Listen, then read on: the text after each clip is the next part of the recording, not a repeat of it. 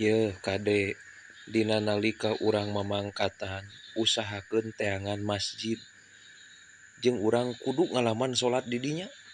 Da urang teh osok liar teh euy. Kudu ngalaman salat di dinya sabab barokahna gede. Lain ngan saukur di alam dunia bakal kapanggih teh isukan di akhirat bakal kapanggih. Di mana urang salat di dinya bakal jadi saksi. Dina Hilyatul Aulia diterangkeun kieu ya. Qala atau ul Khurasani.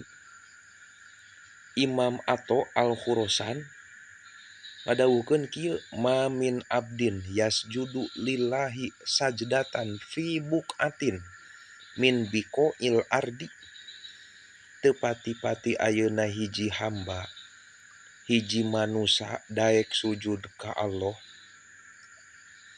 sakali sujud we sakali salat we atulah sakali sujudnya sakali salat di eta tempat sujud di eta masjid illa syahidat lahu yaumal kiamati angin eta tempat sujud teh bakal jadi saksi keur urang isukan dina poe kiamat tuh wabakat alaihi yauma yamutu bahkan eta tempat eta masjid bakal ceurik nyengceurikan urang minta hampura ka Allah dina nalika urang maot ngaduakeun ka urang euy matak di mana liar teangan masjid kudu ngalaman urang sujud di dinya kudu ngalaman salat di dinya ame eta masjid jadi saksi nyapaatan ka urang dina nalika urang khususna keur maot bisa jadi doa keur urang maot urang husnul khotimah kitu tah euy.